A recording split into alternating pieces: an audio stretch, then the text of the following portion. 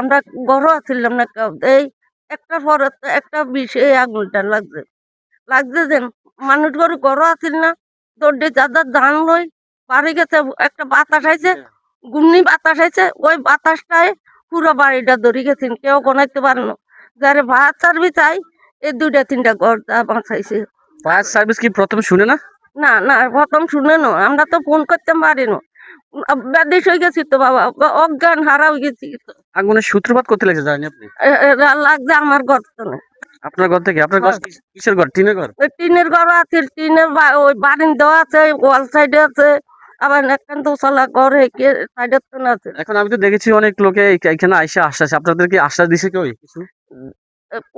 আশা তো দিতে আছে বাবা, আশা দিতে আছে, তো আমরা হাইনো। আপনার একটু মতামত জানতে চাই, আপনার কি কি কি ক্ষতি হয়েছে আপনার? বাবা 2টা সবারই ঘর, আর এই মাথা দুনিয়ার ফার্নিচার, টিয়া হয়েছে কোরবানি, টিয়া হারাইছে 1 লাখ টিয়া, বেগুন শেষ, আর আর টিয়া আসিল।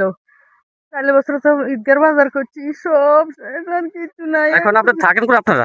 তাকে তারা নিয়ে তাগরও রাখছে, ওই তাগরও নিয়ে তারা রাখছে, কোনে থেকে বাবা ওই তুমুলো বইবন খাই, কিছু নাই, থাকার জায়গা না নাকি?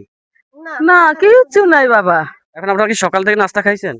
ওই তো আর নাস্তা কে দিয়েছে? আর বইনে আনছে। কেউ দেখে নাকি আমাদের দিকে আসে? আপনাদের দিকে কেউ আশেপাশে কোনো নাস্তা দেয় না আপনাদেরকে? না না না দেয় না। আর যেমন আর কালকে আর বইনে আছে বাইরে তারা আনে দিয়ে গেছে,